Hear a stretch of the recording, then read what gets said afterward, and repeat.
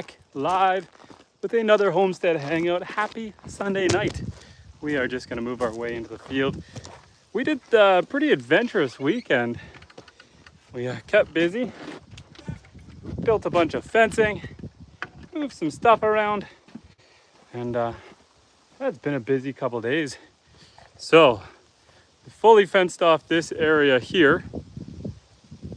Paddock for the chickens and the ducks. Ken Sampai, welcome back, my friend. It's been a little while. I hope school is going well for you. TH Outdoors, MK Knife Making. Hello, friends. I hope everyone is doing fantastic today. So we fenced off. We finished running the fence all the way down there this weekend. Tommy, Mud, how you guys doing? And then straightened out this post over here.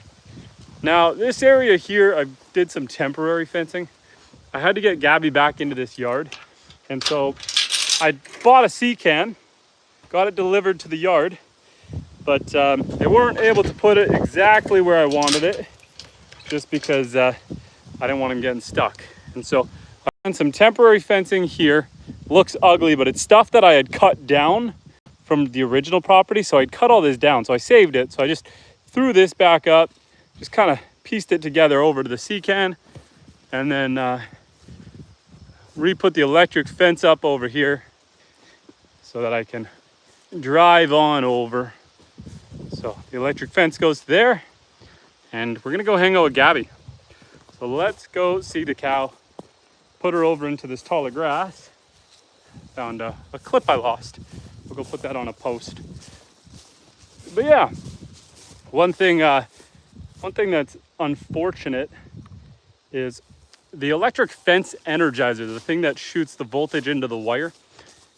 I got one on Amazon. It was like $160, but it was a really good unit. 5.5 joules of electricity, 13,000 volts, really good unit, but it fried after 3.5 months.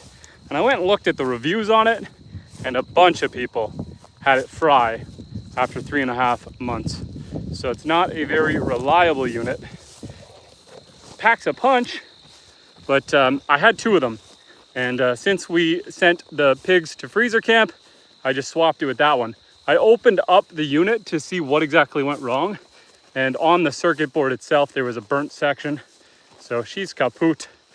It is really not my forte to open up the circuit board and start soldering the joints back together.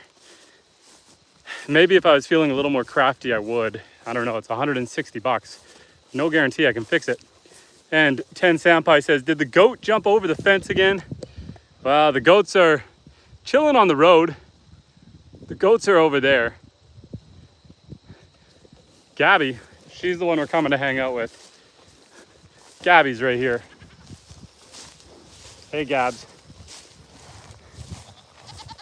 Hi, girl. You got some fresh thistles on your forehead. Come here, girl. Let me help you out. Ah! I dropped everyone. The tripod fell on its face. This is why I'm gonna need a beefy case when I upgrade phones. Darlene, how you doing? How are you doing? Are you in between airports right now? Because I know you're traveling. I know you are traveling. There goes a goat.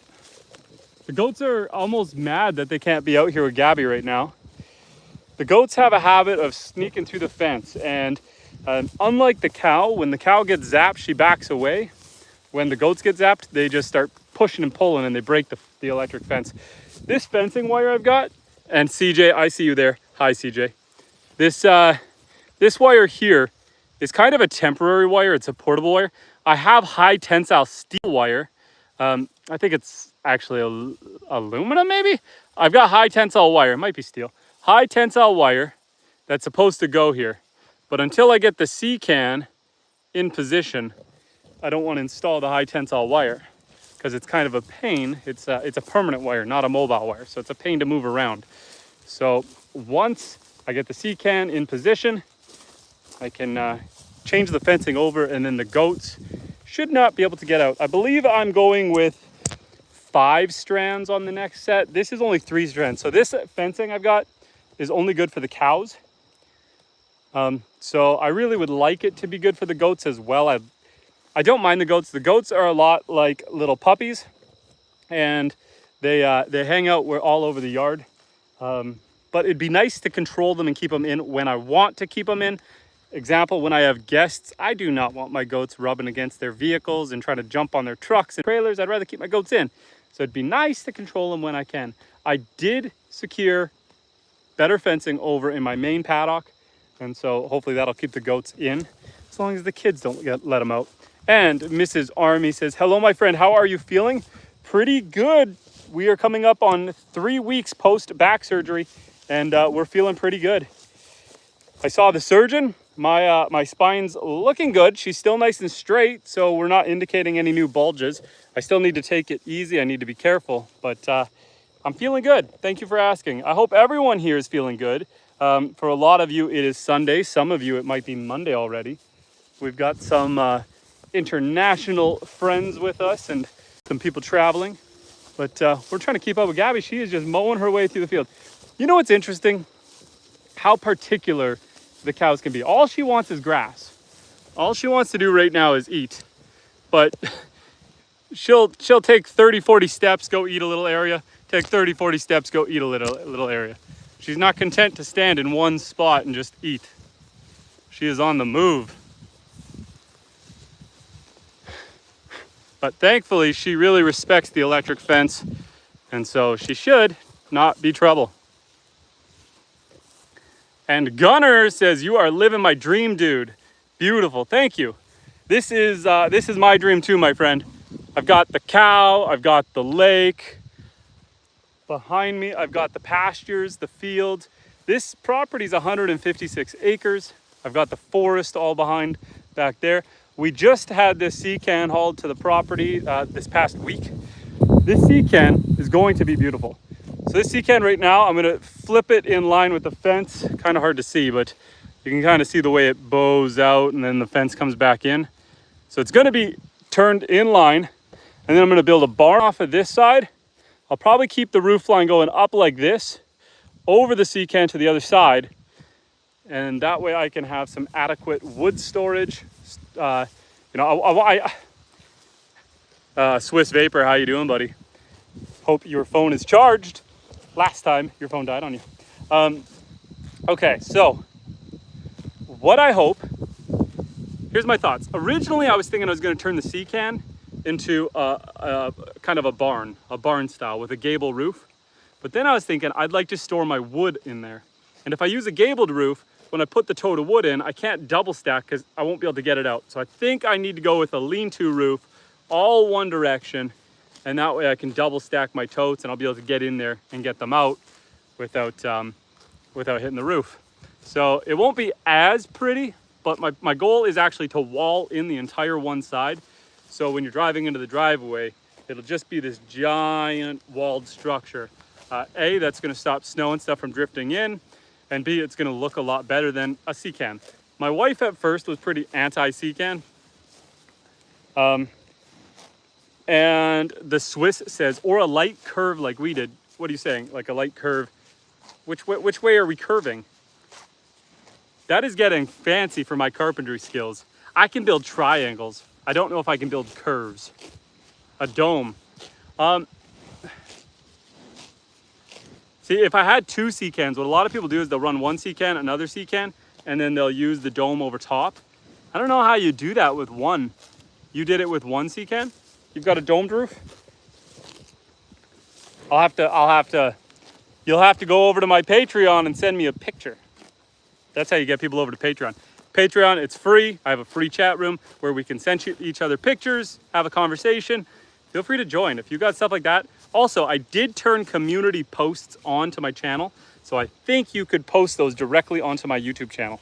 I think in the community section, you should be able to post examples and pictures right on there. So if you'd be so kind. But yeah, there's no shortage of options. And Jose Cortez says, beautiful landscape. Thank you. We've got the lake out there, a cow right there, and of course we've got the fields back here. You know what's funny? I'm trying to get my cow to eat more in these back fields. You really have to kind of push them and rotate them. Even though the grass is way better back here, there's a lot more of it, it's fresh, it's green, they get habitual. And so she's hanging out in this one area, but the grass is so much nicer way back there, like way back there over the hill. She doesn't want to go there. She doesn't want to go back there right now. I'll push her over there later. For now, this grass is plenty good for her to eat. Fatten her up. It's probably tempting. I know it's tempting for my goats. I've got my winter straw over there, or my hay, I should say. And so you can see this bale right here. My goats have been picking at it. And it's like, there's no shortage of beautiful grass out here, but they're already starting to nip and pick at the hay. And the Swiss Vapor says, we took an old water tank bottom. Gotta be cheap and functional. My farmer brains. We took a old water tank bottom. I still have no idea how that works. I'm still lost, my friend. I have a really big water tote. Like, I think it's a 10,000 liter water tote. Like a 3,000 gallon, 2,500 gallon water tote. It's big and round, and I have no idea what I would use it for out here. I'm sure there's a use. I was thinking an ice fishing shed. Cut a little doorway into it, slide it onto the ice. That thing would be dope because it's pretty light, but it's big. You can go right inside. But I feel like with the cold, it would get brittle, and it would probably break. I feel like that's not really something you want to be moving around in our cold weather up here.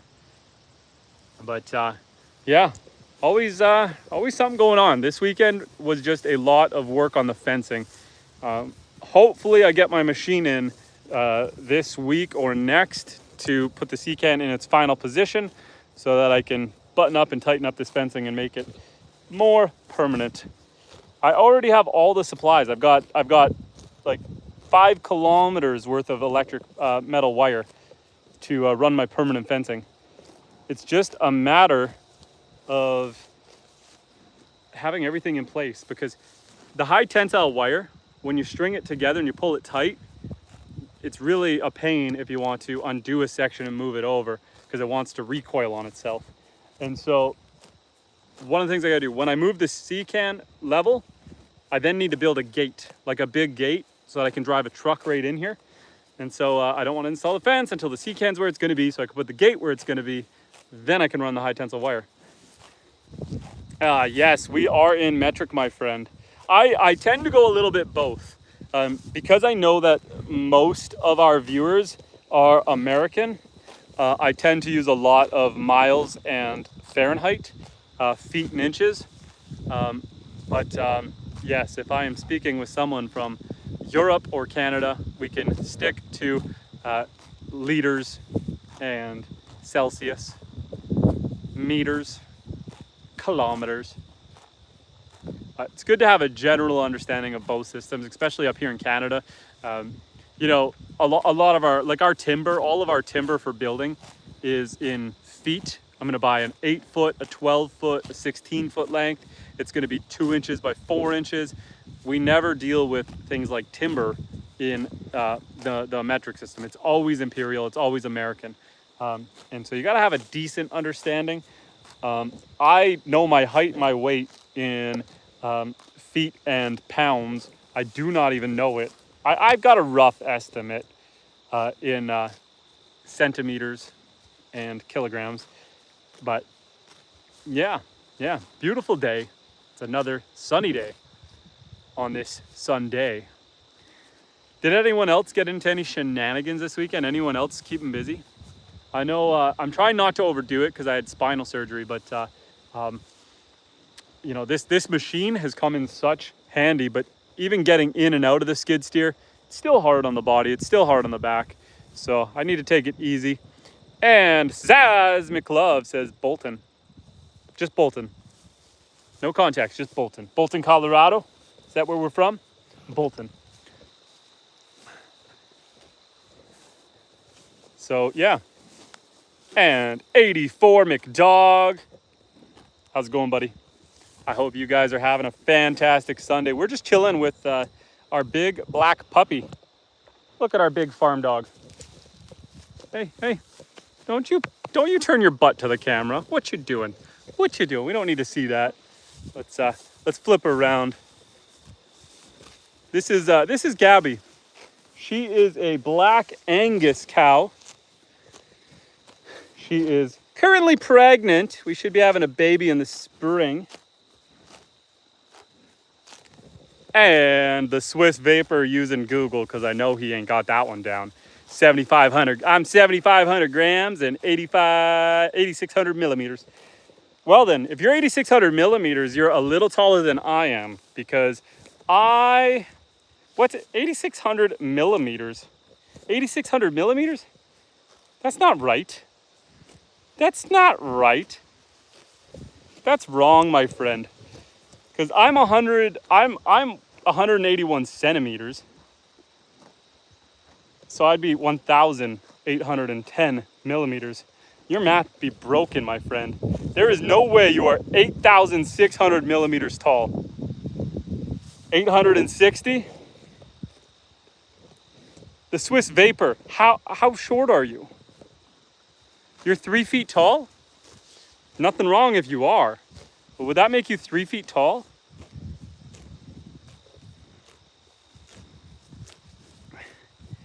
And 84 McDog says, in Dutchland, oh, we are speaking German. And I'm sorry, my friend, I don't speak German. 8 meters and 60 isn't right. No way, you're not a giant. But well, you could be a little person. I don't know. I don't know, are you? And Gabby, where are we moving to? Are we on the run? Are we on the run? You need those back scritches, eh? I don't know where you're going. You want to see the sea can. You're like, yo, what's this big thing?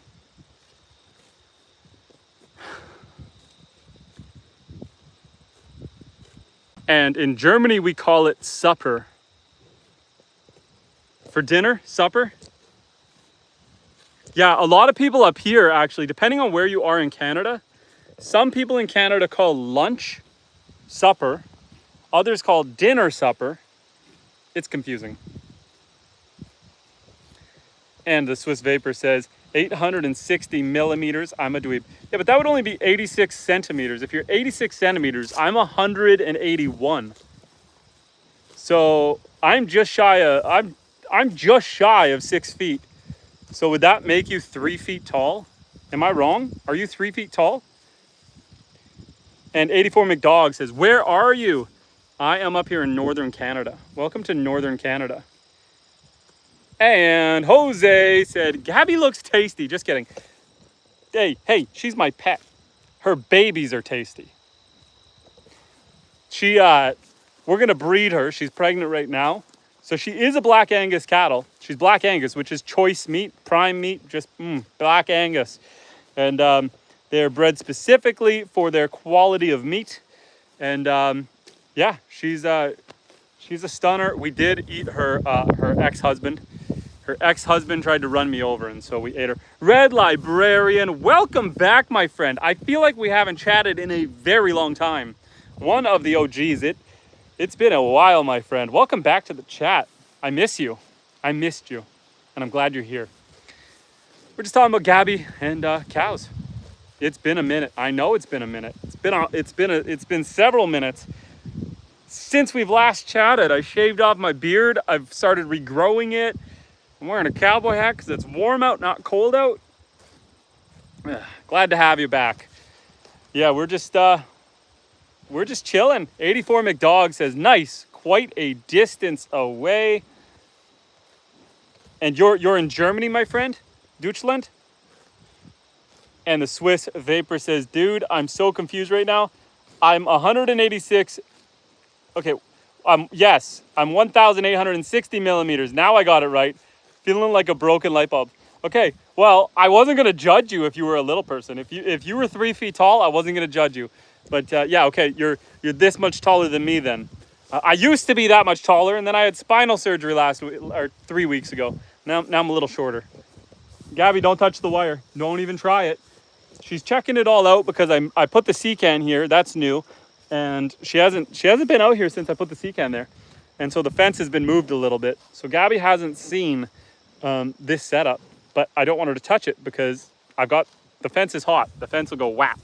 And not Nicki Minaj whap, but like, you know, thunderstruck. So yeah, we don't want her touching that.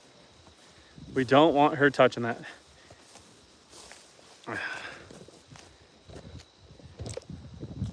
So there she is. There she is, the beauty, the queen of this moment in the live stream. We might leave her and go hang out with some chickens and ducks soon. For now, let's keep hanging out with Gabby. But I added some fencing this weekend to fully close off the chicken and duck area. Now the chickens can fly, so they go over the fence. And so it's up to them to get back in at night. But the goal of the fence wasn't to keep the chickens in. The goal of the fence was to keep the goats out. And that way I can leave the door to the chicken house open so they can put themselves home. And then I can just go close it later at night instead of having to round them up. But yeah. Otter says, a cow! Where? That's a dog. That's just a Canadian dog. Everything's bigger in Canada. This is just Gabby the dog. She's a big moo pup. And the Swiss Vapor said, it took me forever to get used to metric since I moved to Switzerland. And I could tell. I think you're still not used to metric. And Red Librarian says, thunderstruck. I love the reference. And 84 McDog says, hello, Gabby. And Apollo and Layla, welcome back to the chat. Steven says, could a cow swim? They can. Fun fact, a cow can swim. Now, can they swim far? Can they swim a long distance? Not really, but they can swim. They are capable. Because there's so much buoyancy, so much air in this body, they can swim.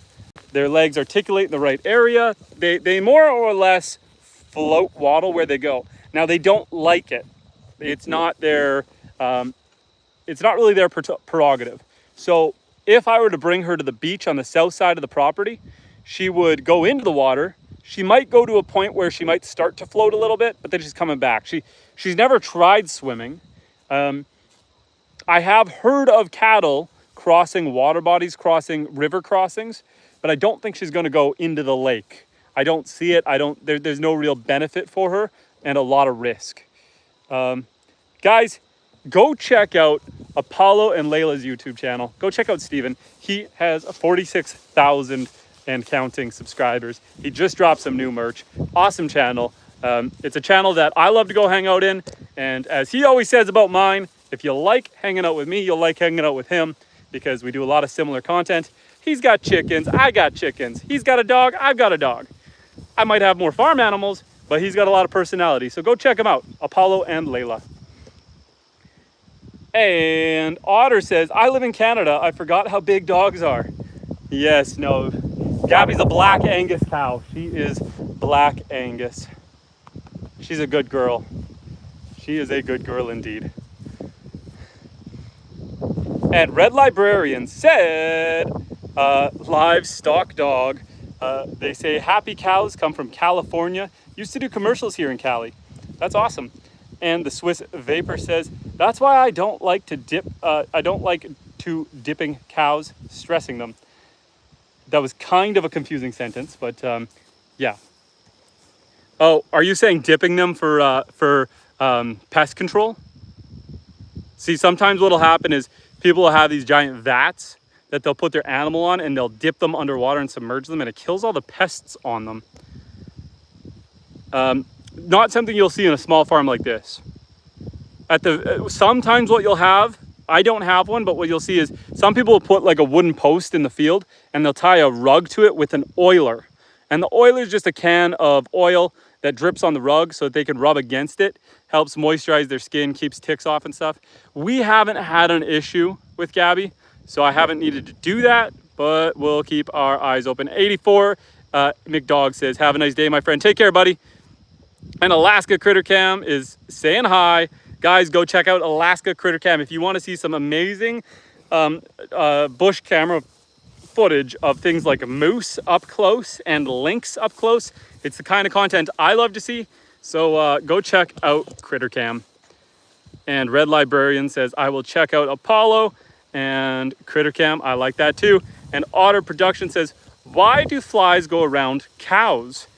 So the big reason is the flies, these are ankle biters. These flies will nibble around their legs. It's not really enough as long as you keep it in control, like we give her a spray. It's not enough to cause an injury. Like you can't see visible drawn blood, but they take such little bites that they're able to get the blood off of the cow. And it's annoying for the cow, but the cow doesn't have a very good way of stopping it. The cow can't really reach their legs with their head easily. And so, you know, the flies hang out around their ankles. She's going up top. She's going into the tall grass. She's going for a little walk to the further pastures. We're gonna let her go up there and do her thing. And the Swiss Vapor is telling guys, come on, double tap that screen. Let's get some likes. Let's go hang out with some ducks and chickens.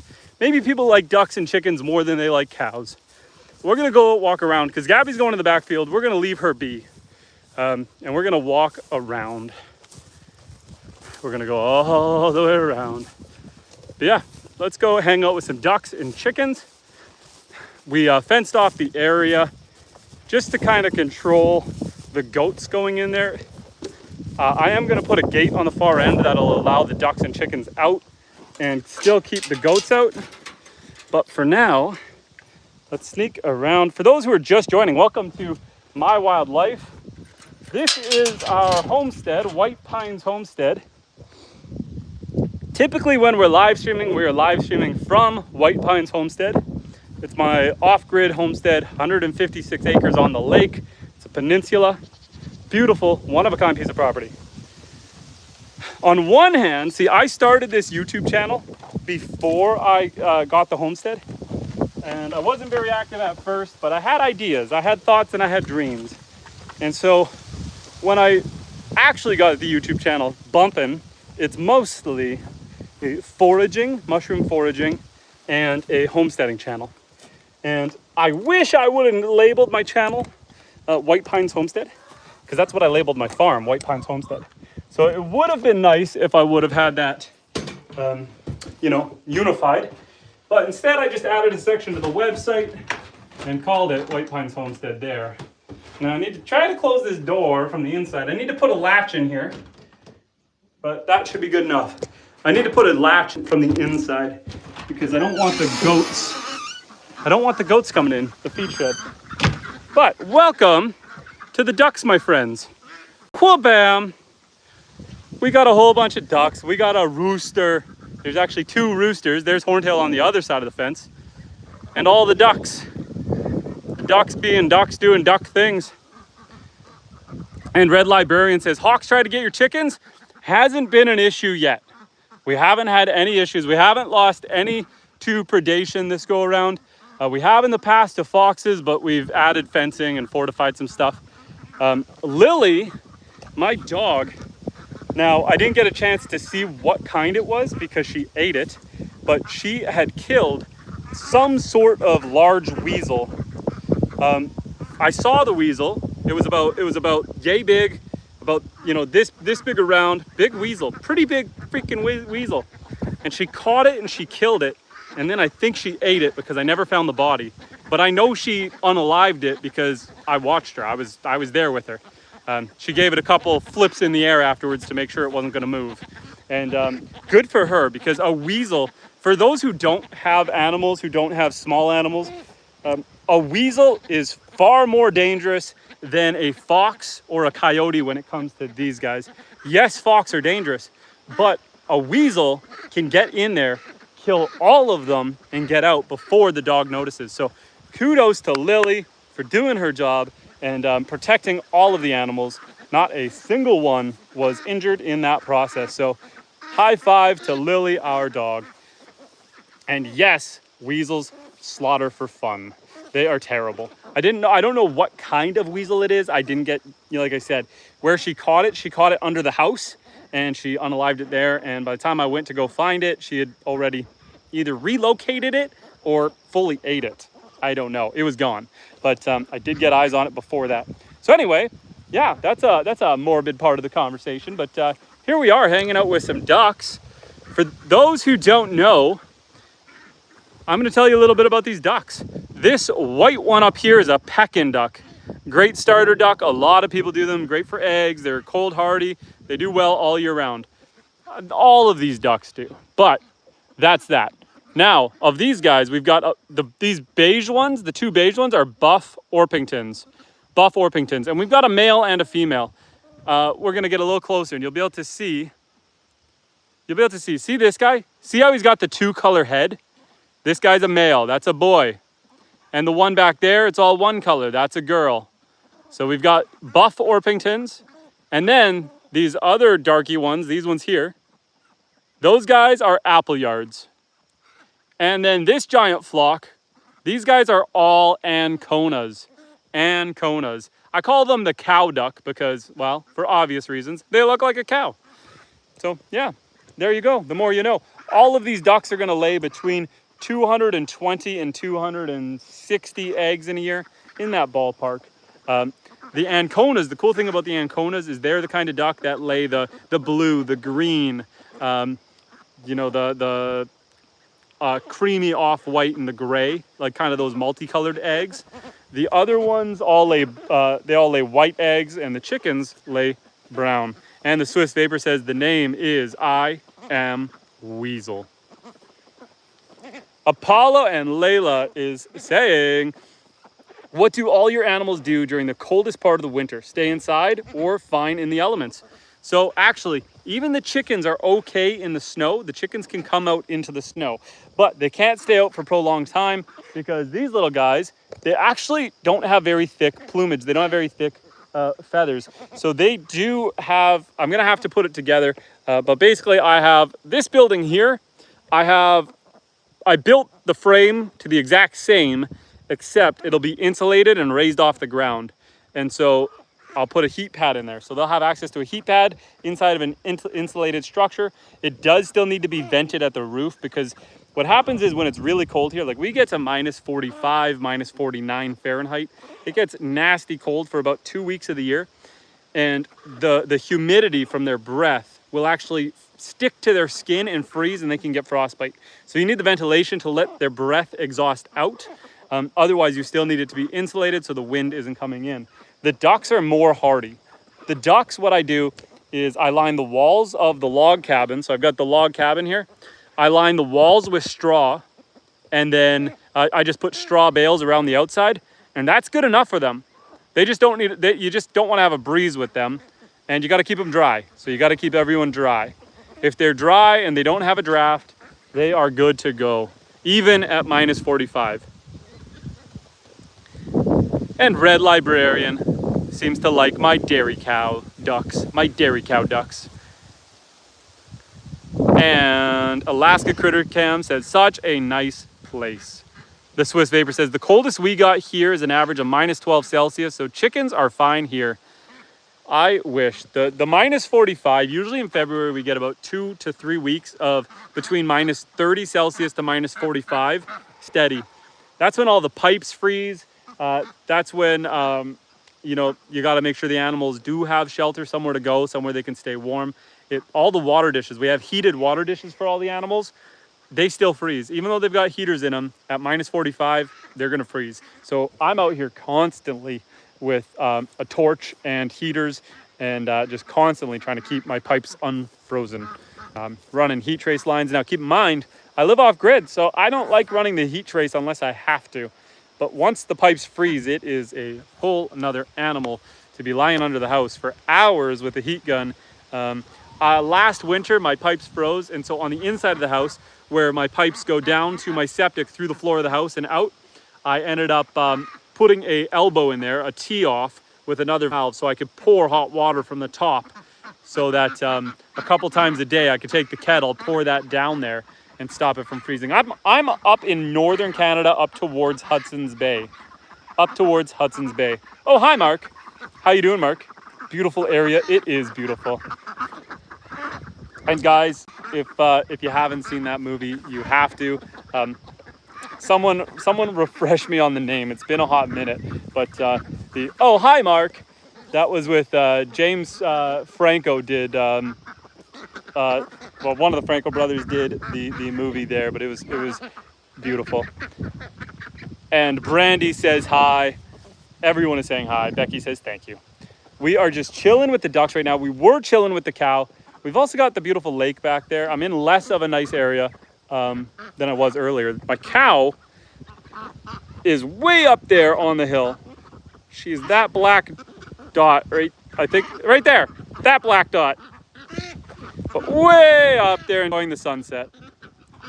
So we're gonna leave her be over there and we're just gonna hang out with these guys. The room, thank you, Stephen. The room, thank you. And the Swiss Vapor says, coldest I experienced was back in 2009, minus 36 Celsius ice rain, so no work. Called my boss, told him my car is an ice sculpture. So we do get a lot of freezing rain up here. That's like a very common thing. That's usually in the start of our winter and the end of our winter.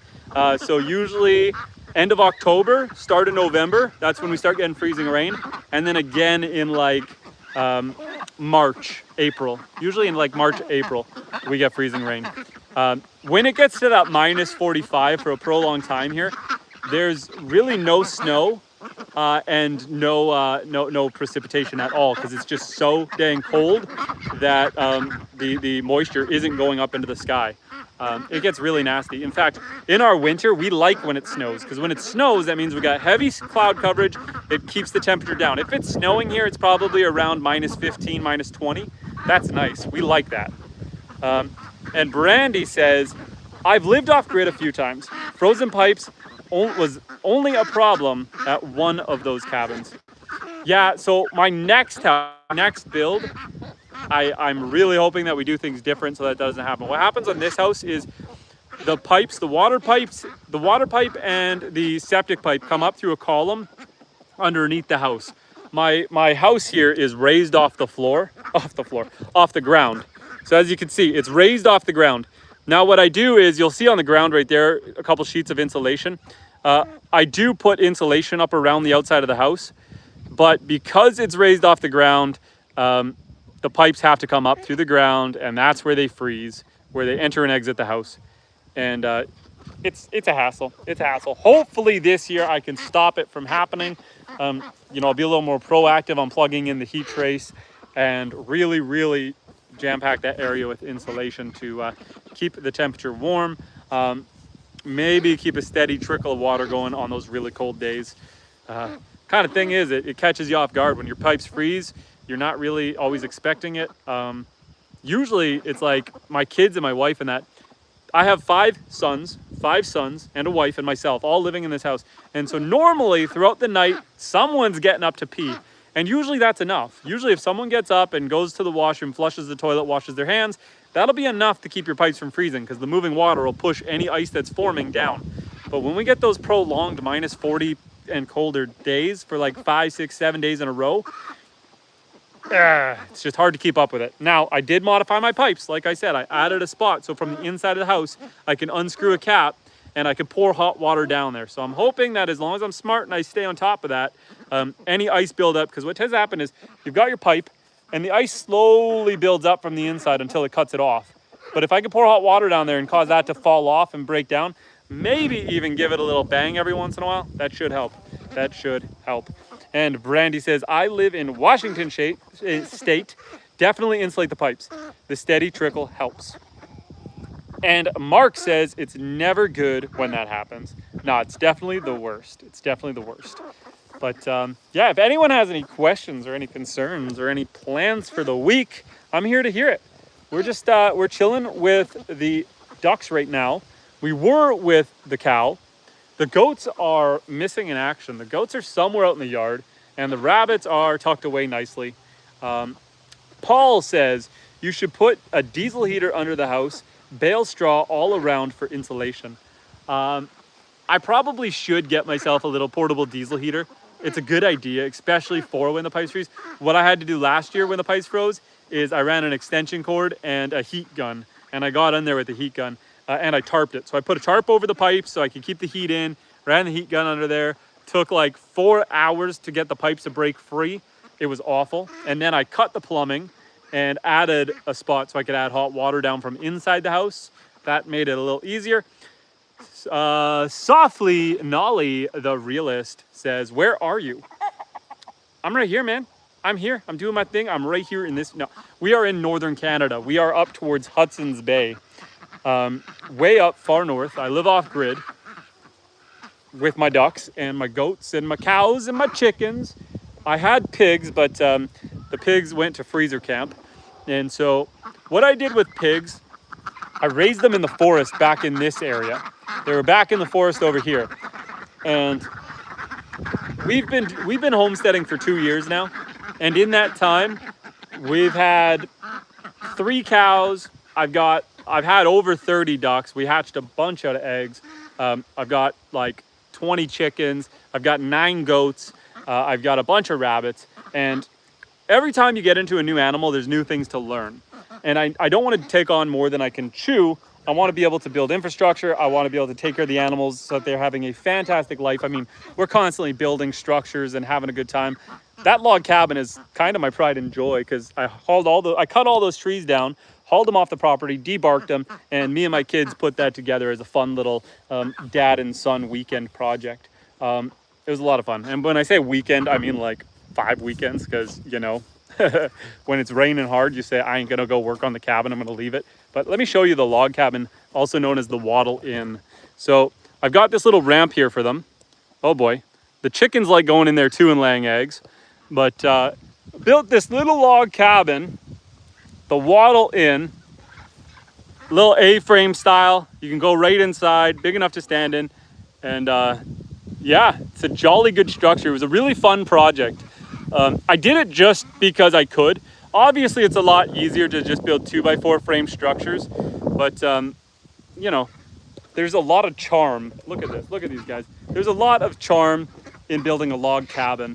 And I mean, if you're gonna live off-grid up north in Canada, how can you not build a log cabin, even if it's just for your ducks? I mean, this is a full-on structure. Let me show you guys. And before I go and show you guys, Mark says, I lived in Vermont for a while. I know cold. And Nolly Realist says, I'm in Texas and I love your cowboy hat. Well, thank you, my friend. Russell says, John 3:16. Is that the one where for God so loved the world that he gave his only son? Is that John 3:16? Do I got that right, Russell? It's one of those. Look at these guys. This space is awesome. You know, we got a big enough area. I got a heat pad over there. Big enough area. You can get in here. You can walk around. And yeah, the chickens love coming in here. The chickens love it in here. That door there opens to the yard. However, I've closed it for now because I want that yard to dry up. It's a little bit muddy. And Brandy says, what a delightful menagerie. And the Swiss Vapor says, I'm back, had a call. I laughed so hard, huge misspelling. Told my buddy I'm having a glass of MILF. He almost died. My apologies. Don't want to be inappropriate, just want to share the laugh. Man, you know what? I've had some real, autocorrect is fantastic when it works, but it gets you in some blunders every once in a while. I've had some really inappropriate texts that have been sent to me or by me, work related. And you know, you just chalk it up to autocorrect, but you can't help but blush a little bit sometimes. And the realist says, wow, you did a good job. It looks amazing. Thank you. And I fenced in this little yard over here for them before fencing in this big yard. Double layers of protection to keep the foxes away. So we've got this fenced in area, followed up by that fenced in area, just to try to give Lily, our dog, more time to get over here in case of a predator attack. And so far, so good. So far, so good. Fortnite Chills says, what price did you buy Bitcoin? I actually don't have any Bitcoin. I don't have any Bitcoin right now. I have some XRP. I've got some XRP, some Ripple, trying to get in on that stable coin. But most of my stocks are in traditional stocks. A little bit in things like Meta Planet. Not Meta, but Meta Planet. Guys who leverage Bitcoin for relending. So they basically are abusing the bank system. But anyway, yeah, I've got some money tied up in that stuff. But no, I am not Bitcoin rich. Like everyone else, I wish I was. I ran my earlier days of investing with the mindset that cryptocurrency was for criminal activity, and I didn't want to get into it because, you know, I held myself to a higher moral standard. But then the government started janking us around, and so yeah, that's fun.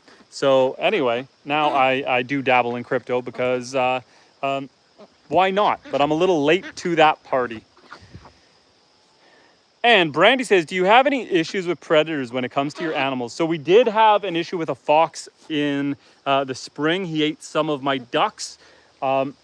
He managed to pick off one, and then I sealed the area where he got in, then he picked off another. I sealed the area, then he picked off another, and I got things buttoned up and got Lily a little wiser. And it hasn't been an issue since. But there, you know, that's kind of the big predator on the property is the fox. I've got a family of fox. I know where their den is. They live way down on the south end of my property. So my property here is a peninsula.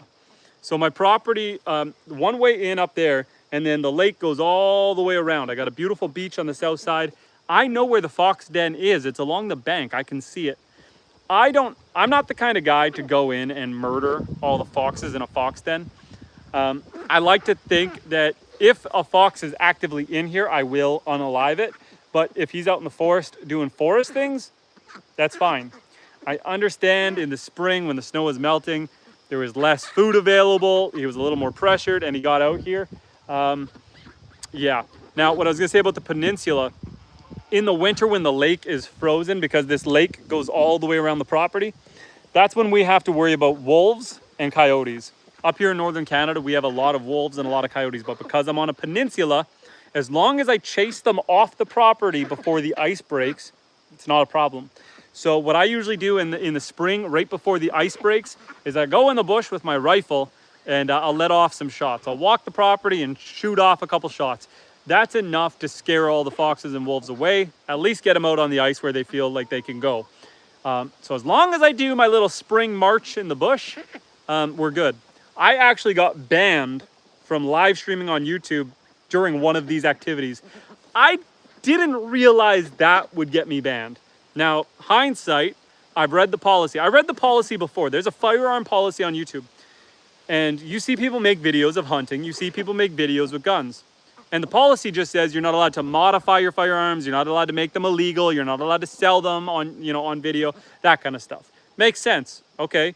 YouTube doesn't want to be affiliated with criminal activity. Makes sense. What I missed was the one line that said guns are not allowed on live streams, period. You're not allowed to handle them on a live stream. I guess there's some cases where guys might have them on a back wall or something, and that's fine, but not handle them. It was the spring, the ice was still out, and I had a coyote problem. There was a lot of coyotes out there. So I went for a walk on live stream. I had my gun on my back, and I wasn't actually planning to even shoot it at all. I knew that walking in the bush and talking to you guys like this was gonna be loud enough to push the coyotes back. So I just went for a walk. But when you've got 5, 6 coyotes in the bush, you wanna have a gun with you because it's just me. I don't wanna get attacked by a coyote. So I went in the bush, had the gun. Needless to say, I showed it for 2 seconds, put it back on my back, and immediately a big thing came across my screen saying, "You have violated community guidelines. You are banned from YouTube." And thankfully, I appealed it. I talked to a real human. Thank you, YouTube. And they let me back. But as it stood, it was a permanent ban. Now, I get it. I understand the reasoning. You don't want someone on live stream with a gun because anyone can tune in here. Anyone. This is just swiping. Hi, guys. I see 73. You guys just swiping and saying hi.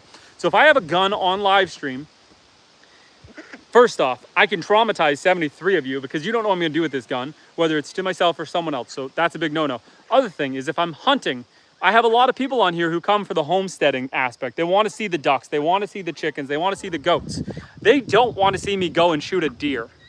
Some people are here for that. A lot of people aren't. And so if I'm live streaming that and I blast a deer, for some people that can be traumatizing. So I fully am on board with the no gun policy. I understand it.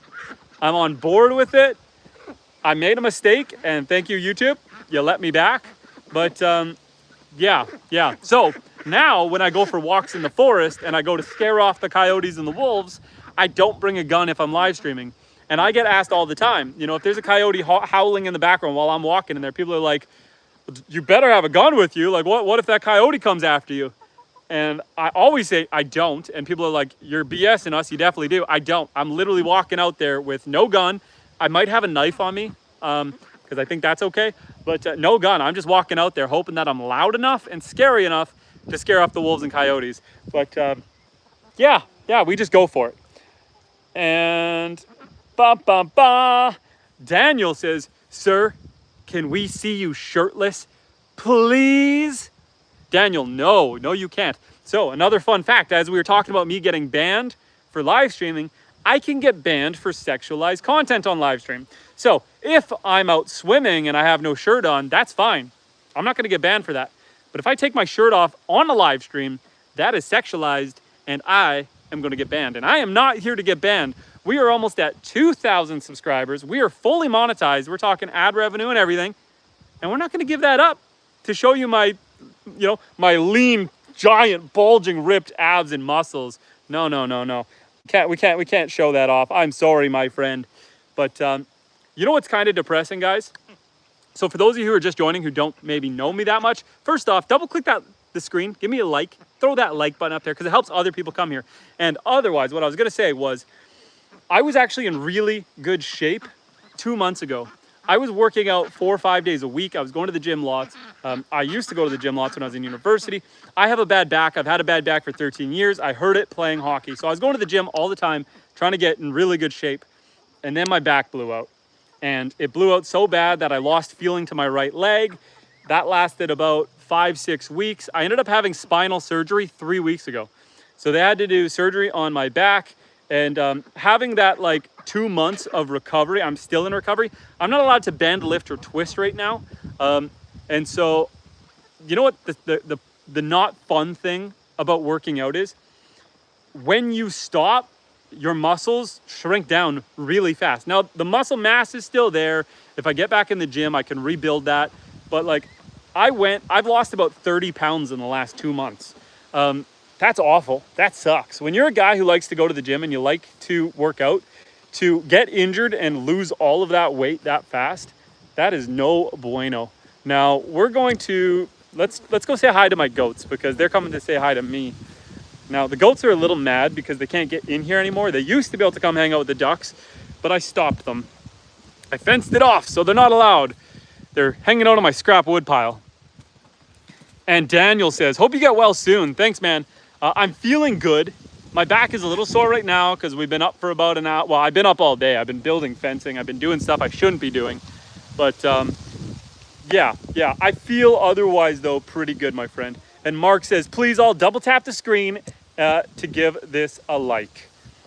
And what do we got going on here?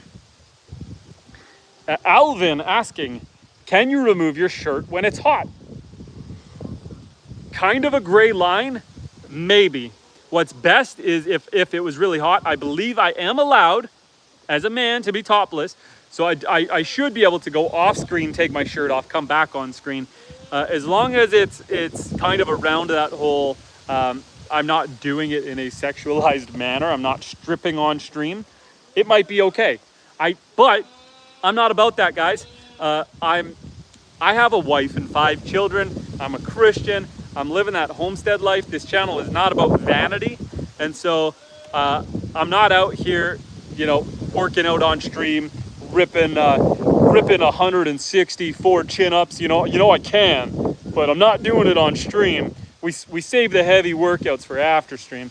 But yeah, it's not a vanity channel. And so it's not what we're about. We're just out here being wholesome, hanging out with some ducks and some chickens and some goats and some cows. We were hanging out with the pigs, but I sent them to the butcher. And yeah, the whole thing with the pigs, I kind of got into this rant earlier and then kind of dropped it. But what I was doing, I'm trying to get out of the wind. The wind is starting to pick up. So what I wanted to do with the pig, so I'm growing the homestead. We've been doing this for 2 years. And so what I am trying to do out here is, Jeff, I see you, and Lucas, hi. But what I'm trying to do out here is slowly build more and more animals that we are able to breed and reproduce and grow our farm. I'm up here in far north in Canada up towards Hudson's Bay. And so right now we've got ducks, chickens, goats, cows, rabbits. We had pigs.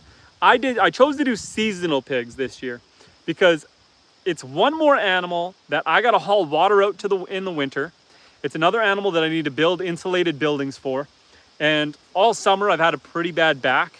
And so before it blew out and I needed spinal surgery, I just didn't feel like I was up to doing year here. I decided to get seasonal pigs, your pink pigs, Yorkshires. Those are standard for bacon. That's your Wilbur, your pink pig.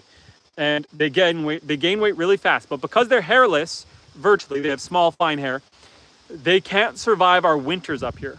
Yorkshires are good to about -10 Celsius. Below that, they get frostbite and they'll die. And so they're not allowed to be up here in northern Canada unless you have a heated, insulated barn. Off-grid, I don't have that. So I wanted to get a seasonal pig, raise it in the spring, butcher it in the fall. We did that. Jeff sending out the 50, is that pesos, my friend? Well, thank you. I appreciate that, Jeff. Thank you. Everyone give Jeff a heart and a like. Everyone throw some hearts in the chat for Jeff. Jeff is being a little saint today. I appreciate you, my friend. Thank you. I appreciate that. But what I decided to do with pigs, we raised them seasonally in the forest back in here. Let me get you guys closer so I can show you. Hi, ducks. Let me get you guys closer so we can just have a quick look. So I ran electric fencing throughout the forest. You see the T-bar, 3 wires. And so this goes all the way around, about a ½ acre. So I gave my pigs about a ½ acre of forest, and you can see how much they tilled it up, they cleaned it up. It's really nice in there, really nice in there. And so I raised the pigs in there. There was a couple things I needed to know. I needed to know if I liked pigs. I've never done pigs, didn't know if I'd like them. I needed to know how hard was it gonna be to train them to an electric fence. If pigs get out and are out in the forest, your only way of getting them back is if you shoot them with a rifle, because you're not going to chase them back in if they're not trained to you. And so this was kind of my first kick at the can with pigs. Do it like this, butcher them in the fall, not have to worry about the winter. The winter is hard. In the winter, you need to keep the snow away from the electric fence if it's going to do its thing. So you got to be constantly raising it up away from the snow. You got to be hauling out fresh food all the time to them because they can't forage in the winter very well. And you got to haul out water. Now, that being said, after doing pigs for a year, I really liked the pigs. The pigs were a lot of fun. The pigs were a really good part of our family. My kids loved them. We were working with them every day. We were out giving them belly rubs and pets. They were a big part of the live stream. We hung out with them all the time. And I decided I liked them. So what I'm going to do is next year, I am going in the spring. We are going to get some breeders. We're going to get some sows and a male pig, a hog, and we're going to breed them. And they're going to be Berkshires, not Yorkshires, Berkshires or Tamworths, or a Berkshire Tamworth cross. Daniel, head out of the gutter, my friend. And the reason for that is those pigs have a thick hair, a thick dark brown hair, and they can survive our winters with an insulated structure. They don't need it to be heated, but they need it to be insulated. So that way I can build another structure on the property. I'm trying to stay out of the wind because it's howling out here. And yeah, that's the plan. We're going to do year-round pigs. We're going to breed them, not breed with them. Daniel, get your head out of the gutter. And that is the plan. That is the plan. And sorry, guys, I missed some of the conversation. So let me scroll up a little bit here. Guys, make sure to double tap the screen and give a like. And everyone, give some hearts in the chat for Jeff VQ giving us that dono. I appreciate him. And I appreciate all of you. I appreciate all of you. And yeah, Daniel says, it blows my mind how there's still daylight over there. It's actually going down pretty quick. It's going down soon. In our winters, the sun stays up till almost 11 p.m. And then in the summer, it gets dark by like 6 p.m. So yeah. Well, not the summer, the fall. The late fall? The winter? What am I saying? What am I saying? I'm trying to say in the summer it stays light till like 11 p.m. And in the winter, the sun goes down at like 6 p.m. So in the winter, it is dark all the time. In the summer, it's light all the time. And Matthew is joining the chat. Hi, Matthew. How are you doing, buddy? We have been live for exactly 1 hour and 3, 4, 5 seconds. And Sonny Dixon says hello from Pennsylvania. Well, hello from Northern Canada. And to our Asian friend, hello. And to Mike, hello, guys. I hope everyone is having a fantastic weekend. I hope everyone's having a fantastic Sunday or Monday, depending on where you are. We are out here with all of our army of ducks. There's some goats in the background over there. The wind is howling. Guys, double tap that screen to give a like. I appreciate it. What giving a like does is... How bad is the audio? Because it's windy out here. I'm trying to hide from the wind. I can't get away. I can't get away from the wind. So what giving a like does, guys, if you like the hat, tap the screen twice. What giving a like does is it tells the algorithm that people are engaged, people are liking it, and it draws more people in, and it just helps bolster the YouTube channel. More eyes means more subscribers means more regular viewers, more good interactions with all of us. And I got an army behind me. I have a whole army with me. And Mark confirms the audio sounds good. Very little wind noise. Good, good. It's blustery, but the camera is doing its thing. And Piper Chick says, I like the red chicken behind you. The one way back there? What about this one? What about this one? There's also one hanging out right there on the other side. That's our rooster over there. And look at the beautiful ducks. They're so pretty. So pretty.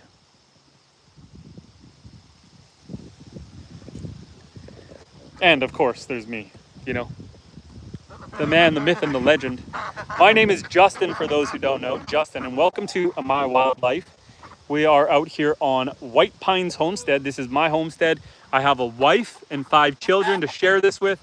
It's 156 acres, off-grid. We've got the ducks, the chickens, the rabbits, and of course, right now we only have 1 black puppy over there, 1 cow.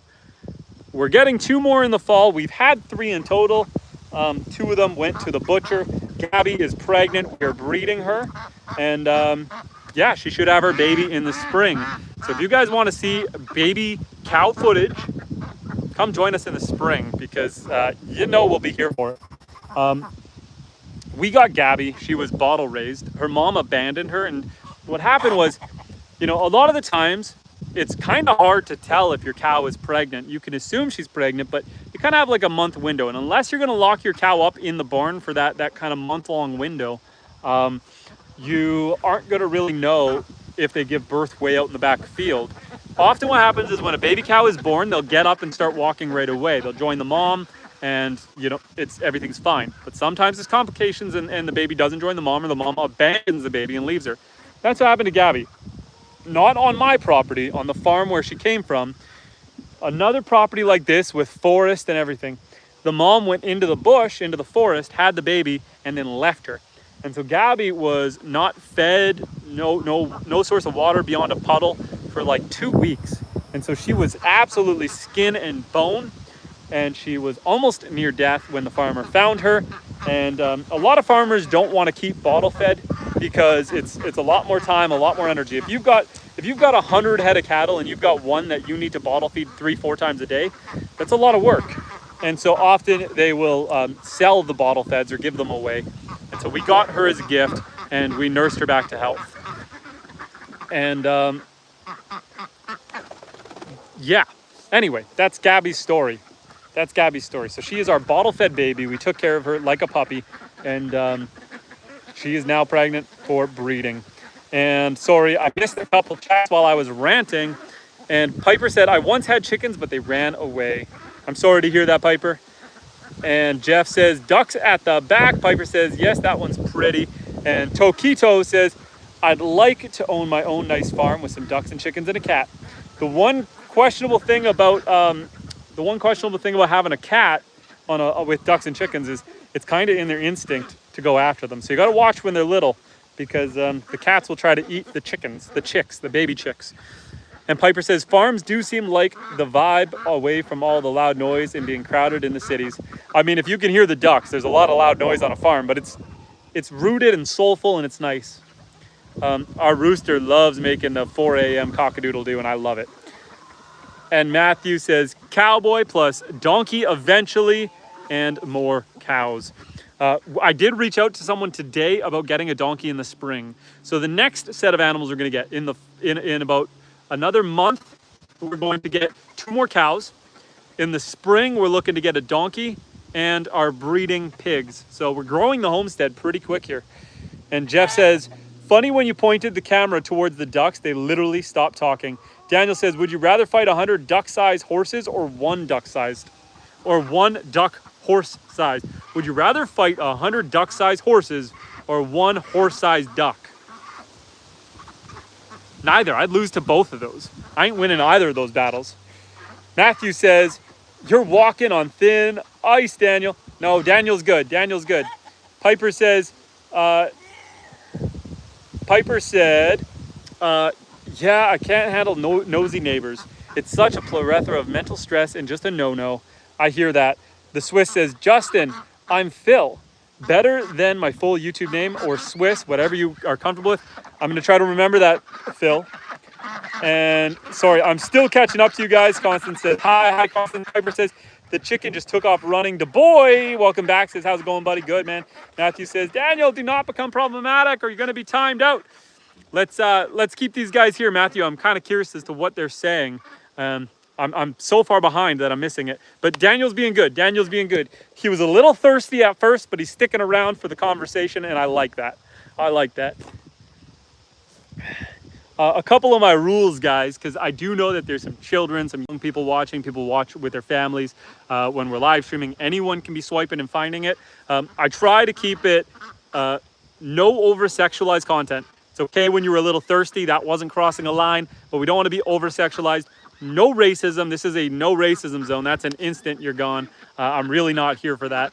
And otherwise, if you wanted to talk politics, I pretty well keep out of it. I don't like talking religion. I am a Christian, but I will have a light conversation if someone wants to hear it. Politics and religion are not ban-worthy. I'm not going to ban anyone or kick them out for that. Really, the big ones are racism and over-sexualized content. That's a please, a no-no. The odd joke, I can handle a joke.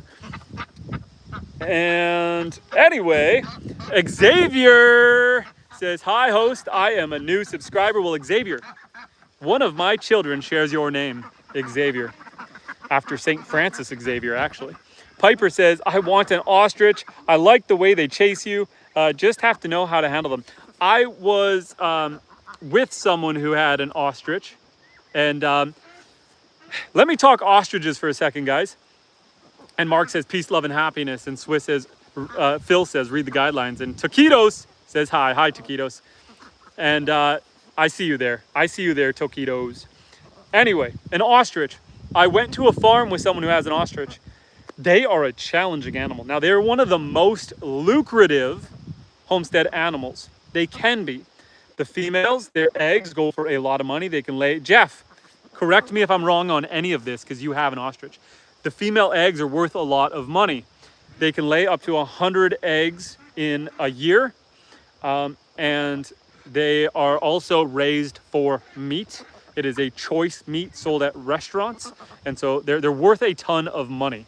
Now, the problem with ostriches is they're very fast, like 60 miles an hour at a full run. Their heads are very hard, and they're like a cow. They get to 1,000 pounds. They're like a cow that can blow through your fences. And so you need really good fencing, stock and steel fencing for them if you want to contain them. And if they get out, you're getting them back with a rifle. But they are a really cool animal. They're really fascinating. I have a YouTube short where I went and visited an ostrich. Fascinating animal. And Dungeon Master says, you're wrong on all of it before I even started. Dungeon Master. I roll a 1. Was that a natural 1 on that roll? Geez, I hope not. And Taquito says, I got timed out for a minute. Ostriches scare me. They can be scary. They can be. They'll peck at you. They've got a nasty headbutt. And Georgia says, hey, Justin, I am back in Canada. I hope all is good with you, Mariah and the boys. Georgia, I hope you had a fantastic trip. Please tell me again, where did you go? Did you go to Tokyo? Was it Hong Kong or Tokyo? And Xavier says, host, good job, fire. And Piper says, well, I'm sorry you got temporarily timed out, Taquitos. We are glad you are back in the chat. And yes, totally, ostriches can be crazy, I heard. It's a reason they're one of the most lucrative homestead animals. It was Thailand, Koh Samui, Thailand.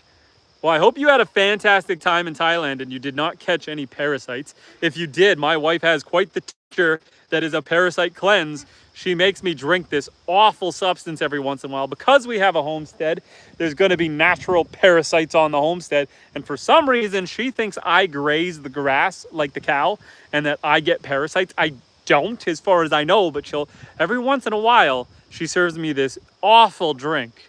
And yeah, if you feel like you got any worms while you were in Thailand, you talk to my wife and she'll fix you up. It's some sort of it's like clove, like I don't know, clover. I don't know. It's really bitter, and I guess that's the point. It's supposed to be super bitter, so that if you did have internal parasites, you'd flush them out. I don't know. Fun conversation. Me and Wyatt says hi. Thank you for letting me off of the hook. How you doing, Wyatt? Please talk to me. Anything than parasites. So we are just chilling out here. Let's not get too into that. My goats are just kind of lounging by the yard. I can see Oreo over there. Oreo is that one way over there. That's a goat. That black and white thing right above the tip of my finger, that's a goat. And Lily, I saw her. Lily, oh boy, I'm looking at it. There's a goat and Lily is over there. There's Lily. I was telling people earlier, but the other day, Lily saved all of our chickens and ducks. She caught and killed a weasel. High fives to Lily. Awesome farm dog. It was a big sucker. I'm not sure what kind of weasel it is. It was about this big, this long, about this big around. It was dark gray. I watched her get it. I watched her unalive it. And I don't know what she did with it afterwards. She might have eaten it. But good for her for getting rid of it, because one weasel is so dangerous on a homestead. It only takes one to come in and kill all of your poultry. Weasels are super vicious. They kill for sport, they kill for fun, and they are so aggressive. Matthew says, I wasn't in the mood to keep people out of the chat. I'm strict but just. For everyone, it's important to me. I won't time you out just for fun. If it's a minor, you'll get 1 minute timeout only. And Phil says, bit of wind noise, but you're clean. Thank you. That's why I'm wandering. I'm trying to stay out of the main gust of wind. The nice thing about the wind is it means there's no bugs. When there's lots of wind, there ain't no bugs. Not on me anyway. They're all hanging on to Gabby way over there. My big black cow, my big black dog, Gabby, right there. Beautiful skies tonight. We got a beautiful day out here, considering we are at 6:40 p.m. Fun fact, guys, up here in Northern Canada, the weather gets so drastic and changes so much. Last weekend, it was frost out here and we had to have a fire going. This weekend, it was like plus 30 Celsius, like 80 degrees Fahrenheit. And we're out here, in a t-shirt. It's lovely. And Sunny says, do you milk your goats? Yes, we do. We are not milking them right now because we're expecting some babies in October, November. And so we stopped milking them. Basically, you want to stop at least a month, if not 2 months before they have a baby, so that they can put on some weight. Milking them burns calories. So you want them to put on a little weight. You want them to regain their energy. You want them to be full of nutrients. So when they have their baby, they are good to go for their baby. But yeah, we make, if you check out this channel, actually, probably this week, I'm going to put out a tutorial on how we make goat cheese, how we make goat yogurt, a couple different cheeses. We make cheese curds, we make spreadable cheese, we make chev cheese, or as Matthew likes to correct me, chevre cheese, something like that, chevre. But yeah, we make a whole bunch of different cheeses and yogurt and stuff. And the milk itself is good to drink. we have a couple different kinds of goats. And so our full-size goat, our Alpine Toggenburg goats, they just produce a lot of low butterfat milk, like a lot. Randy, welcome back. And so that low butterfat milk, it doesn't taste very good because it's like a 0% cream. So it's not a super tasty milk, but it makes for a really good yogurt and cheese, because you can flavor it however you want. And so you can add some honey, you can add some berries. If you're making cheese with it, you can add some herbs and spices. And so it's really, really good for making cheese and yogurt. And then our mini Nubian goats, which are a Nigerian dwarf mixed with Nubian, they make like a 5 to 7% butterfat milk, super creamy, which makes it super tasty just to drink as it is. It makes a very good cheese and a very good yogurt, but I'd rather just drink it by the glass. It's fantastic, 10 out of 10 milk. Better than cow's milk because it's creamier. It's like drinking creamer. Delicious. And yeah, so that's that. We get about, right now, we get about a dozen eggs a day off of our chickens. And so we've been eating eggs by the dozen every day. So yeah, welcome to the farm life. It's fantastic. It's fantastic. And then, oh boy, our rooster was trying to mate with a hen. They're not very nice when they go to do it. I'm not going to show you guys, but it only lasts a couple seconds. But what they do is the rooster jumps on the back of the chicken and bites behind their neck and holds them down, does their thing, and gets off. It takes a couple seconds, but man, it gives me the ick. It's the wrong kind of vibe. They're not gentle. They're not sweet. They're not loving. They're not. When the goats want to pursue a female goat, they're kind of nice about it. They're making the noises. They're cuddling. They're rubbing.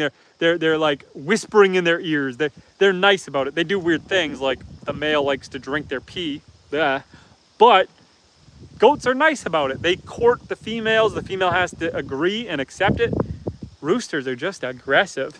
This is Horntail, the rooster right here, aptly named, fluffing out, saying hello to the chat. That's our alpha rooster, the big Mr. Miyagi himself. So yeah, anyway, fun conversations on a Sunday night. And Matthew says, you're not saying Chev the right way, but eventually you'll have it. I'll get there eventually, my friend. I'll get there eventually. Horntail is gonna fly over soon, I think, because he's getting frustrated that so many of his chicks are in here and he's stuck out there. They fly out, I know they can fly back in. Welcome back to the chat, Minnow Buckets. It's been a hot minute, my friend. How you doing, buddy? Oh boy, oh boy. Be nice, guys, be nice, be nice, be nice.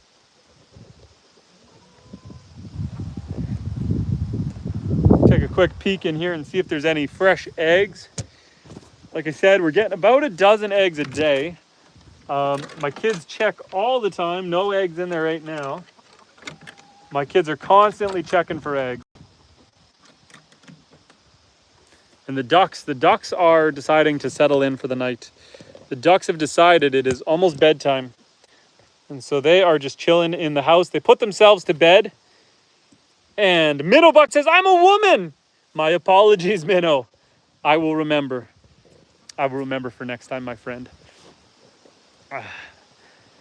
It's 2025. We could be anything. I'm a woman.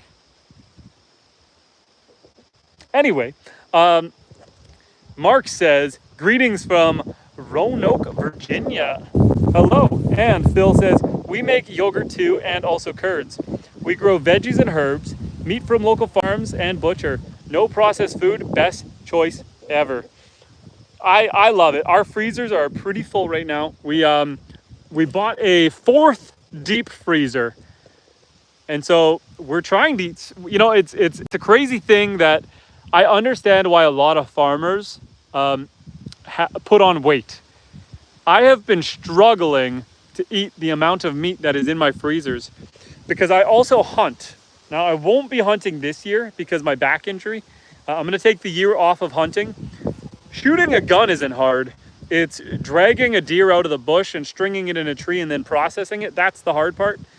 And I won't be recovered by the time, you know, deer season comes around, and I can't risk hurting my back. So this year I'm not going to deer hunt, but normally I do. Last year I got 2 deer. I also harvested another roadkill deer. And so I got 3 deer in the freezer, and then I've got 2 cows. I'm about to have 2 pigs. I've got a bunch of chickens, ducks. Yeah, my freezers are very full. And so I understand why farmers put on weight if you're constantly harvesting meat. I'm trying to eat it, and I can't eat enough of it. So at some point, we'll have a subscriber giveaway party. We'll have 50 of you down, and we're gonna have the biggest barbecue ever. Subscribe for that barbecue.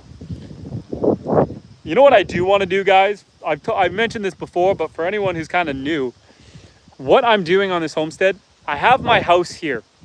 I'm going to be building a new house in around 3 to 5 years. And so in that timeline, once I build the second house on this property, I'd like to turn this house into an Airbnb. And so once this house is an Airbnb and I have the other one, there is a chance to have subscribers, people that we've built a good bond with, or people who are just really, really want to see what the farm life is all about. There is a chance to have subscriber Airbnb weekends where we can have people down here stay at the Airbnb and take you out on the lake, take you fishing in northern Canada, take you out, foraging for mushrooms in the bush and hanging out with the animals and picking eggs and the whole kind of farm forest experience. That's kind of like my in 5 to 7 year goal. I'm gonna hide closer to the barn to try to keep the wind away. The feed shed. We're gonna tuck in here for a second where there's no wind. But that's kind of the long-term goal. It is a perfect area. Phil says that's the only thing I'm not capable of. Processing a dead animal, hunting.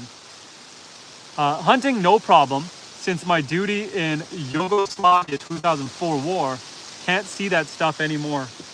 I don't blame you, my friend. I can't blame you. It's not for everyone, and especially if you have some, I don't know if PTSD would be the correct word for it, but some trauma. It's definitely not for everyone. I grew up hunting, and I can tell you that butchering your homestead animals is a very different experience. Let's go hang out with the rabbits while we chat. There's no wind where the rabbits are. And so, yeah, butchering your own homestead animals that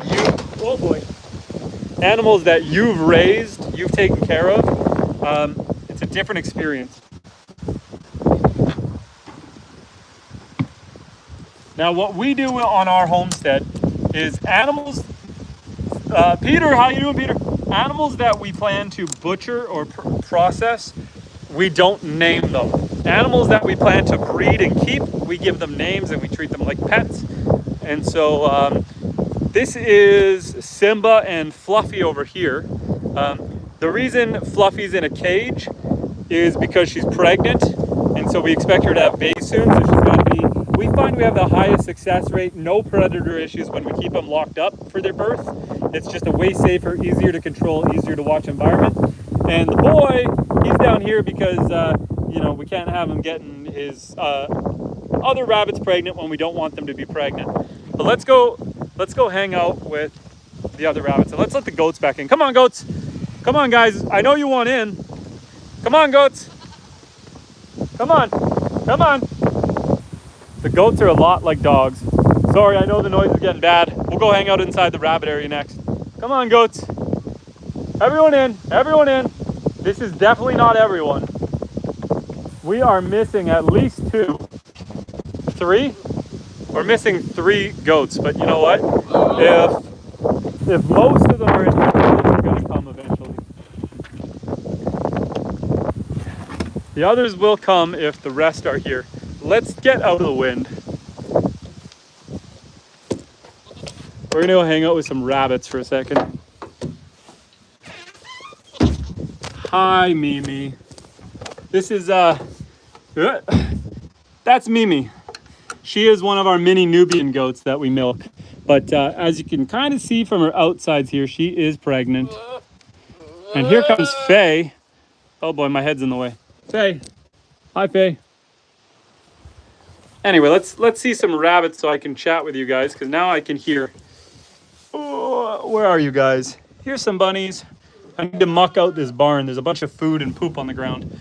But here are some bunnies. And let me catch up with the chat now that we are out of the wind. Minnow says, I'm Norwegian and Swedish. I love fish and meat, especially cheese.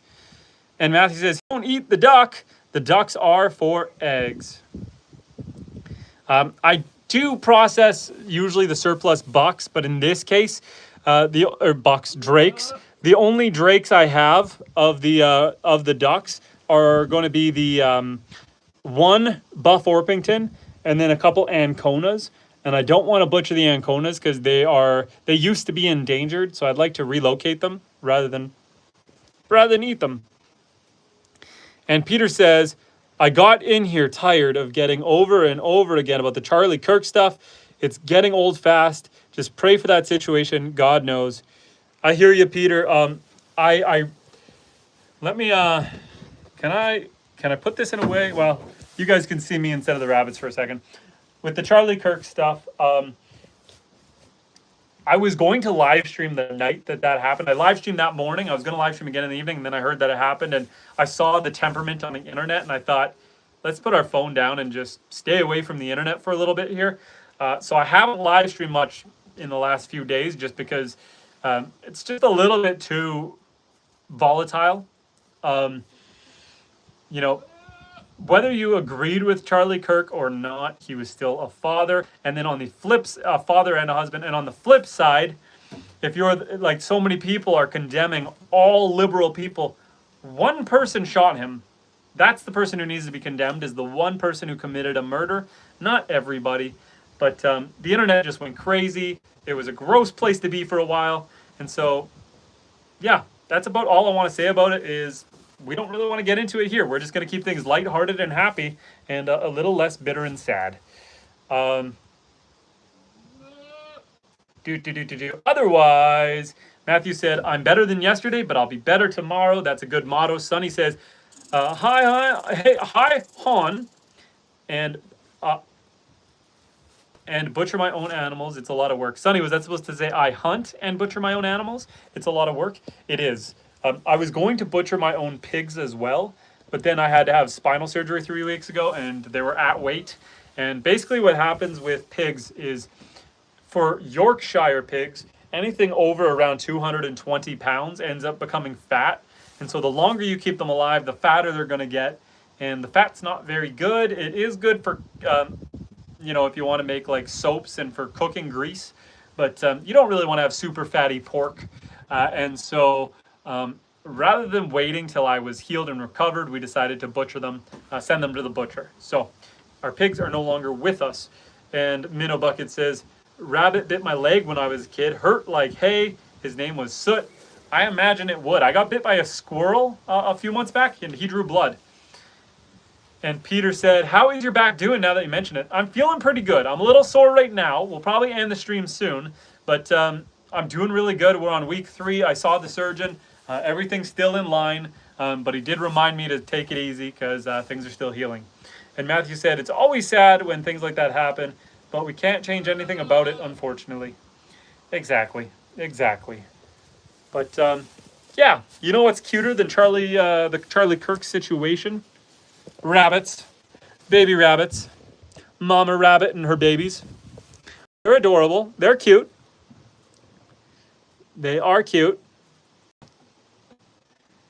So yeah, these are New Zealand Flemish giants, and yeah, they're just kind of living their best life right now.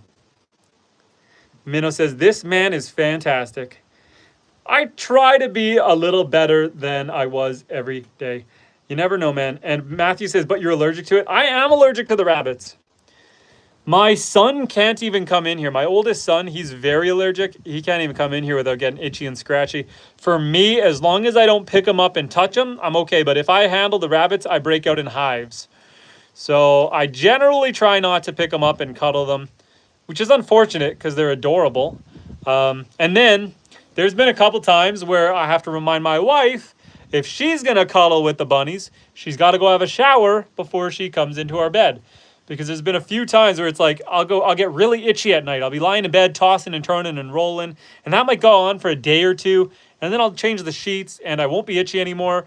And my wife will ask, why were you squirming so much? And I'll say, I don't know, I was really itchy the last couple days. And she'll be like, oh, my bad, I was snuggling the rabbits the other day. Oh, why I oughta. And Matthew says, itchy and scratchy, just like The Simpsons.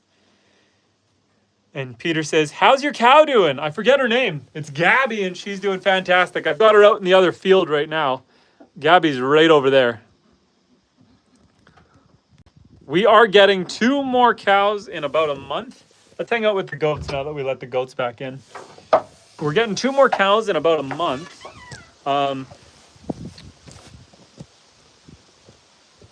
I don't know that we've agreed on a name yet. I believe my wife likes Clarabelle, and there's another name. I think my wife gets to name these cows. I've named a few of the goats. I've got Faye. Bast is out there somewhere with Evie, and Maple. I named Maple.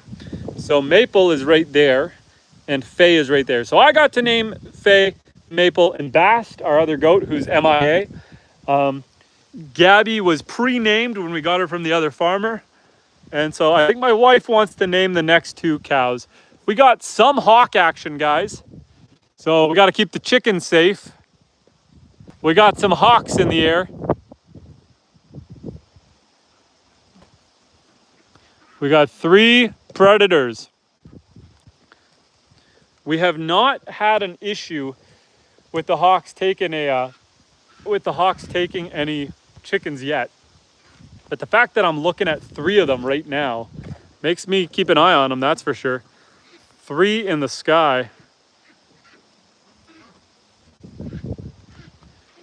If you go after one of my chickens, I'm coming after you. Don't even think about it, Hawk. Don't even think about it. I think he's thinking about it. He's right above the chickens now. I think they're we're just gonna mosey over by the chickens for a second. We're gonna come over this way. Try to deter any crazy thoughts from that guy. So far so good. They're flying over towards the forest. I don't know where the 3rd one went. We'll hang out over here by the chickens and ducks for a hot minute to make sure that the hawks don't come back. Anyway, Minnow said, name him Crow. And Peter said, go get the shotgun time. If the stream ends abruptly, it's because I need to go grab the pew pew. I'm not allowed to have that on live stream. I've been banned once before and we're not going to do it again.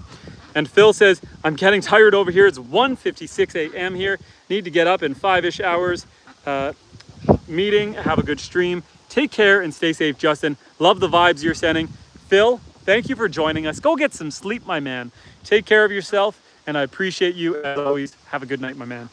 Matthew says, I've seen a lot of YouTube channels with guns as subject, and guns are shown. I don't know what to tell you, Matthew, but on a live stream, I got banned. And it was a permanent ban that I had to appeal. And I didn't do anything with the gun. I didn't shoot it or anything. It was strapped to my back, and I showed it for 1 second because someone asked, what kind of gun is that? And I immediately got banned for violating the YouTube guidelines of having a gun on live stream. So I don't know what to tell you. Maybe they're luckier than I am, but I showed it for all of 2 seconds and I got banned. And like when I say ban, they told me you were permanently banned from live streaming. The option to live stream was taken away. And then I appealed it and someone let me back in. So kudos to that guy. But yeah, not gonna make that mistake twice. But it looks like the hawks flew over. It's not a great sign that 3 hawks flew over the farm. Now often they're out here looking for mice, they're looking for snakes. The hawks will be looking for all sorts of things. But when they fly right over your chicken coop, you get a little nervous. Just a little nervous. Evie! Dad! Come here, Evie. 3 of my goats are currently MIA. I've got Bast, Evie, and Oreo, his mom, missing. And Minnow Bucket says, I'm a crack shot with a gun. And Matthew timed her out. Matthew, I don't think that was that bad. I think they were just saying they're good at shooting a gun. I think they were just saying they're good at shooting a gun. Oh, Evie, I see you. We're gonna go let Evie and Gabby back in. Evie and Gabby are over here. That must mean Bast and Oreo must be coming soon. Evie's trying very carefully not to touch. Oh, how did you get in that fence? What just happened? She can get through the fence? I guess the grid on this old fencing's big enough that little Bast here and Evie, the smaller goats, can get through it. If they're smart. She was smart. She managed to get through. But he's struggling. He's not as smart as she was. Oh, but he's gonna force his way through anyway. Hey, buddy. And do you guys want back in? I want to let you in, but I don't want to let everyone else out. Nope, nope, nope, nope, nope, nope, nope, nope, nope, nope. Okay, looks like I let one out when I let Mimi out trying to let the other ones in. Womp, womp, womp. Do you guys want in or out? Who's coming in? Anyone coming in? I want to let you guys in, not out. Come on in, Evie. No, Maple. In my efforts to let my goats in to the main yard, I accidentally let 2 of them out. And Gabby looks like she wants back in, but she's on the wrong side of the gate. Okay, who wants in? Anyone want in? Or are you all trying to get out? Anyone want in? Come on in, Evie. Come on in, Evie. Okay, I'm just gonna lock you guys out there then. I'll put you guys away in a little while. Well, if you wanted in, you should have came when I opened it. Tommy says hi and be right back. And Minnow Bucket says, how does 1 minute go by so quick? Well, when you're having fun watching cows and goats, time flies. We're at 97 minutes on this live stream. How does 97 minutes go by this quick? I tells you guys. And goats are gonna goat. I know.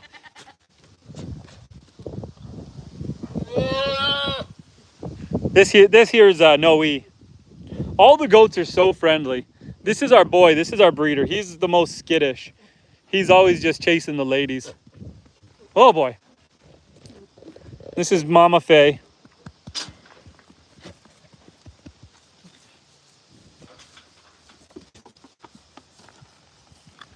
And of course we got Gabby right here. Gabby, I want to let you in, but I guess you're gonna go wander off somewhere else anyway.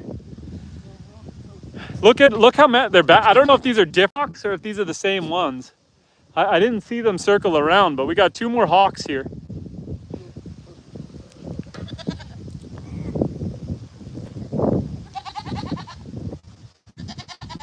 I don't like that they're flying so slow. If you go after a chicken, I'm going after you. Don't even think about it. You keep on flying. All the chickens and ducks feel so vulnerable right now. 2 of them.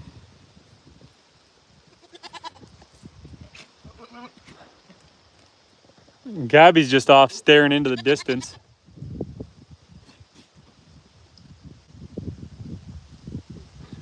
There's another one. Why are there so many hawks?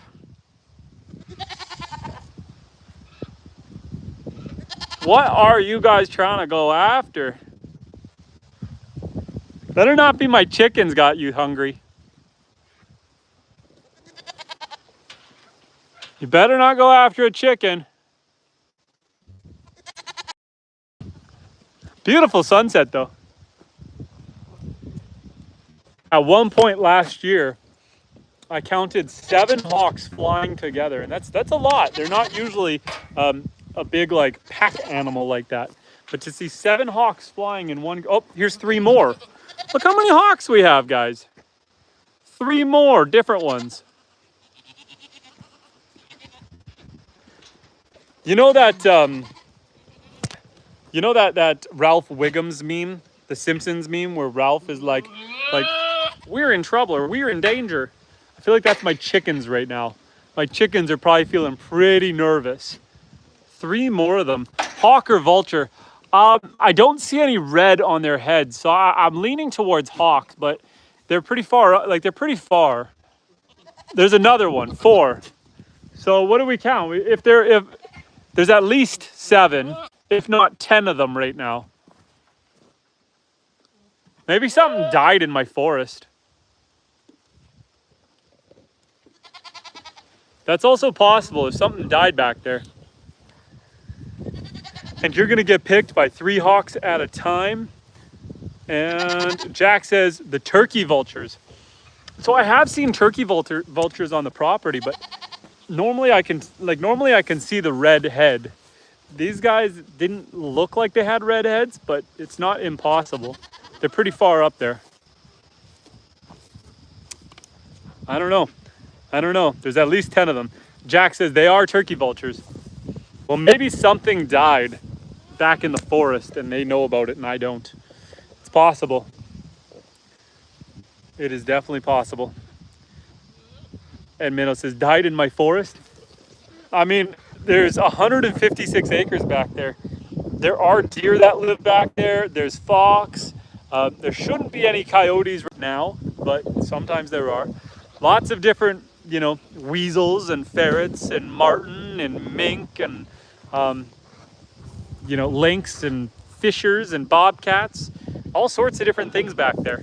So it is not impossible that something died in the forest, and that's got those. I counted at least 10 turkey vultures back there. For going with turkey vultures, I counted 10 of them. That's quite the crowd. And can a goat unalive a hawk?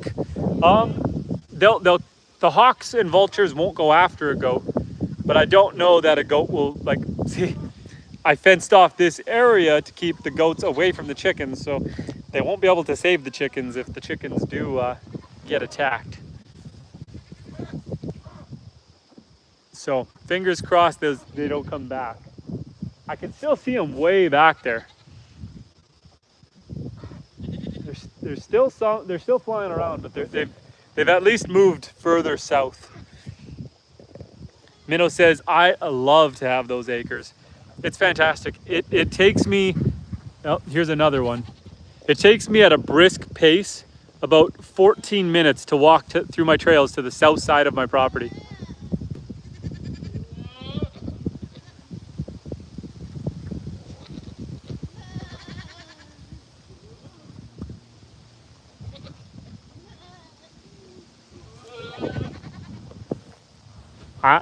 That one might be a raven. That one didn't look like a vulture.